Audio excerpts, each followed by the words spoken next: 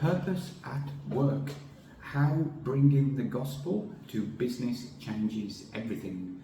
Hi, I'm Sam. I'm the co-founder of Kingdom Impact Lab, and in this video I want to explore how incorporating faith and biblical principles into the way that you act and behave on a day-to-day basis in work, in business, in the marketplace, can have a massive impact on what you are doing. It can have a massive impact on the people that you interact with. It transforms the mundane, ordinary tasks into extraordinary acts of worship on your behalf. And why and how you can do this wherever it is that you work, without being preachy, without trying to evangelize your co-workers, and in many ways it's your personal way of doing things which will give you more meaning and purpose to the work that you do, which as a result will reduce issues like burnout, disillusionment in what you're doing, feeling the disconnect between who you are here and what you're doing. So we'll explore this in this video. So first of all, when I say bringing the gospel to business changes everything, so what I mean by this here is that a lot of people would go to church on a Sunday, and as soon as they go out of the church, they revert back to the person that they are before. They believe that there's a sacred secular divide between what they do in the church and what they do out of the church, which I personally think is a bit of a myth. But I do have a hypothesis on what the root cause of that actually is. And it's because of the environment that you're in. When you're at church, it's a certain environment. There's you know how people are going to behave in church, so your behaviour is conditioned in a way that aligns with the spirit of what it's like within the church, and you're always going to have positive interactions with people. You're always going to be able to speak about certain things. You're going to have fellowship and pray together and do whatever it is within the church, because that's what the environment's like, and your pattern of behaviour is conditioned that when you're in that environment, that's what happens. And then when we step outside, the same thing happens, is that in a secular transactional world, we have another set of preconditioned behavioural responses, which then cause us to react and behave and do things on a moment-to-moment basis, which is just the normal thing to do in society, the normal thing to do in the workforce, the normal thing to do in business. And it's so easy to fall into that trap because everyone around you is doing the same thing, so naturally you're going to follow what they're doing, and that is a hypothesis that I have, is what causes that sacred secular divide.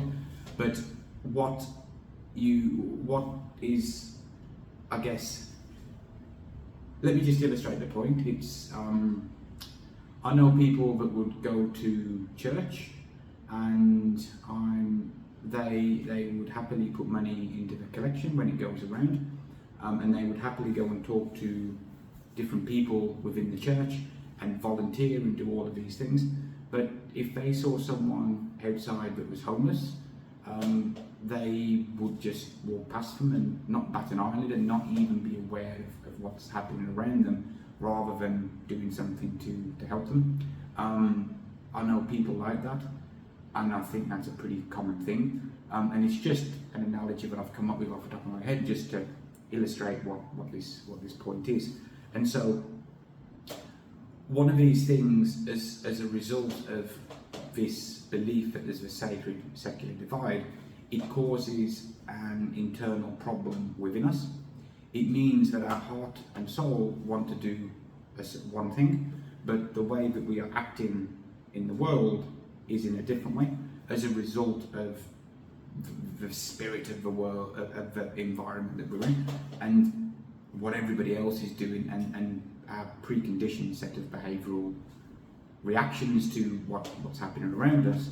And the longer that this goes on, the bigger and bigger that this disconnect becomes, which is often what causes the stress, the burnout, disillusionment, lack of meaning and purpose in what you're doing, and all of these other negative emotions which we feel from time to time, or that we might feel all the time, I don't know.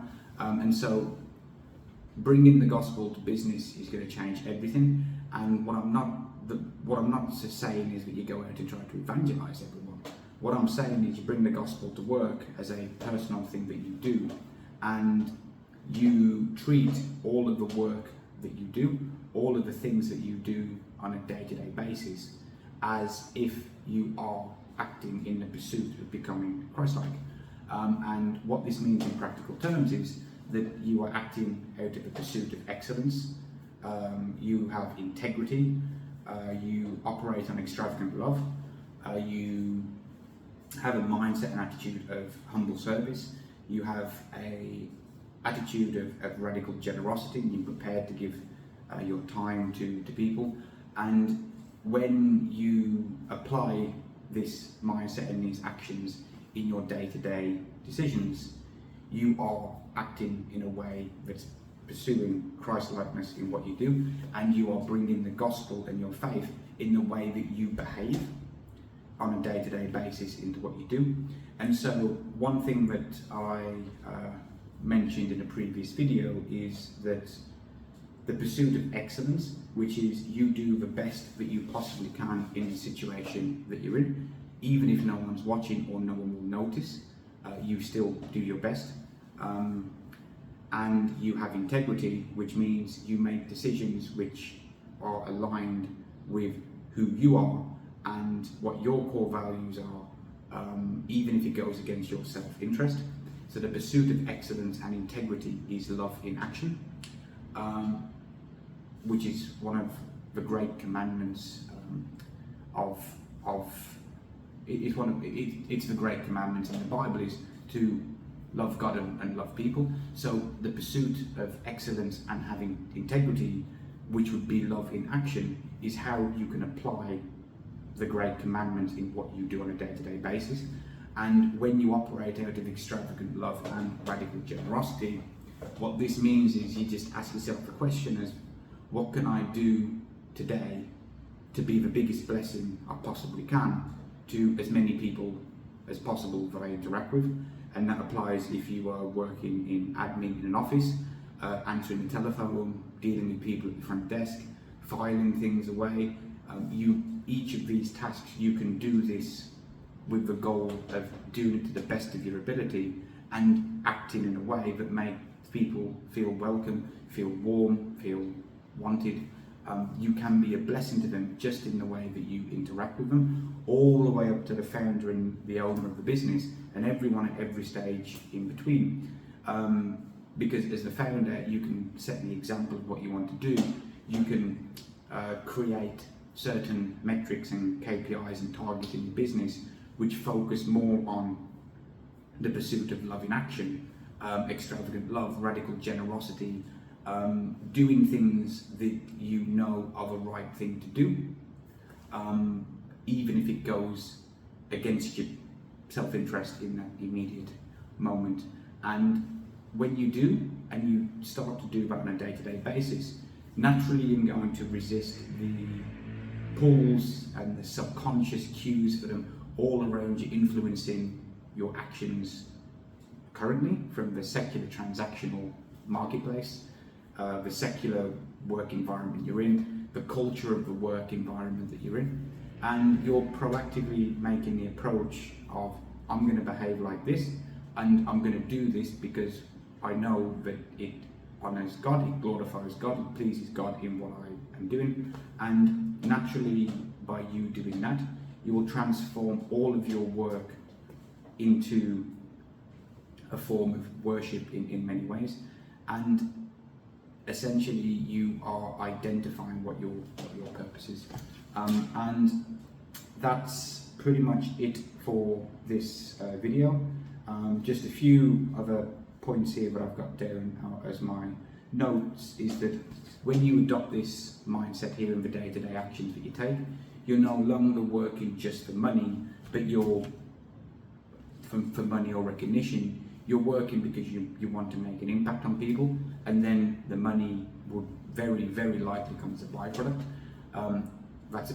If you're a business owner and if you're an employee, and doors will be open to you because you're going to be behaving and acting in a way that makes you magnetic to others, and that's all I've got for you. So if you found this video useful, just try it out, and I'm pretty sure that if you do this and you do it consistently, that it will change you as a person, and you will have a positive impact on the people that you interact with. You won't be doing things in a preachy way. It's your own personal transformation, and it will give you meaning and purpose in all of the work that you do. That's all. See you next time.